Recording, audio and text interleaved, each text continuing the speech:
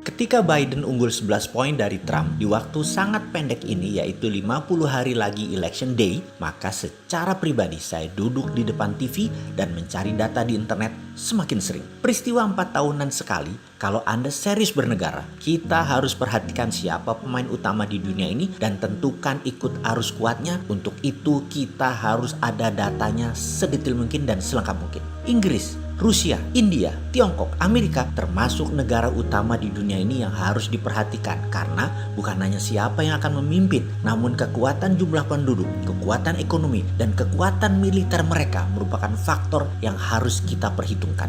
Langkah-langkah mereka untuk menjadi nomor satu di sebuah negara itu pelajaran yang jarang-jarang kita dapat. Pelajarilah sendiri, jangan apa-apa dari pandangan orang lain. Data mungkin sama, tetapi analisa dan strategi memanfaatkan data tidak semua orang sama. Strategi Biden pukul Trump dengan menyerang kegagalan Trump kelola COVID itu terus diulang-ulang dengan berbagai sudut pandang. Dari kacamata imigran, dari kacamata pertahanan negara, dari kacamata ekonomi, dari kacamata minoritas, dari kacamata keamanan yang semuanya merugikan Trump diserang terus. Ada hal yang menarik dari strategi Trump yang menurut saya dia sangat ambisius dan kerja keras untuk menang adalah perjuangannya sampai detik terakhir. Dia fighter, walaupun kalah nanti, namun banyak pelajaran yang bisa kita ambil dalam strateginya dan perjuangannya. Dia di posisi underdog saat ini, diserang dengan isu COVID, rasisme, hatred atau kebencian, white supremacy, melecehkan wanita, dan banyak lagi kelemahan Trump. Semua diungkit dan diulang-ulang, sama persis seperti tahun 2016. Dia menggunakan strategi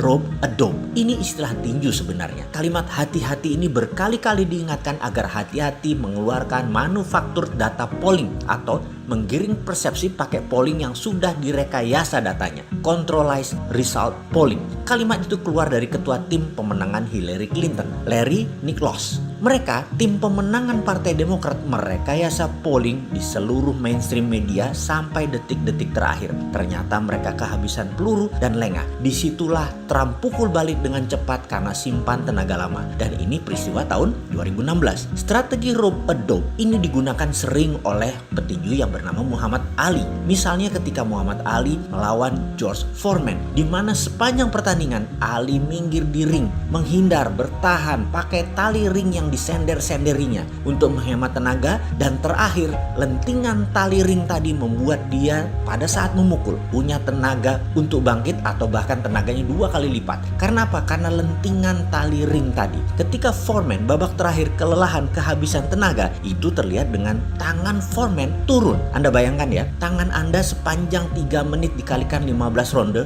bertahan terus di atas saja. Pegel dan capeknya kayak apa? Lalu selama itu kita gerak mukulin lagi. Di saat Foreman kelelahan, inilah Ali bangkit di saat terakhir melentingkan badannya pakai tali ring sehingga tenaganya double dan terbukti Foreman KO. Trump lakukan itu di tahun 2016 dan kali ini dia pasti akan lakukan lagi. Agaknya lupa itu Partai Demokrat dan tim Biden akan keterampilan seorang deal maker seperti Trump bermain di tali ring. Saya secara pribadi tidak suka karakter Trump memimpin Amerika, namun idenya akan nasionalisme, patriotisme, America first menarik minat saya. Indonesia butuh banget atau anti globalis atau deglobalisasi, termasuk anti dolar, anti asing menguasai bumi Nusantara, mengutamakan rakyat bawah bottom of pyramid, pro swasta kelas bawah tanpa menspesialkan swasta elitis atau BUMN, pro life anti perusak lingkungan. Jadi apapun yang terjadi di Amerika kita waspadai. Mau Biden kek, mau Trump kek nanti yang jadi, Amerika tetap Amerika dalam foreign policy-nya. Xi Jinping atau bukan, Tiongkok adalah Tiongkok dalam foreign policy adalah sama. Mereka punya nation interest masing-masing, Amerika dan Tiongkok itu. Dan negara itu keduanya sangat ofensif. Amerika tidak pernah ubah kebijakan luar negerinya hampir 100 tahun, yaitu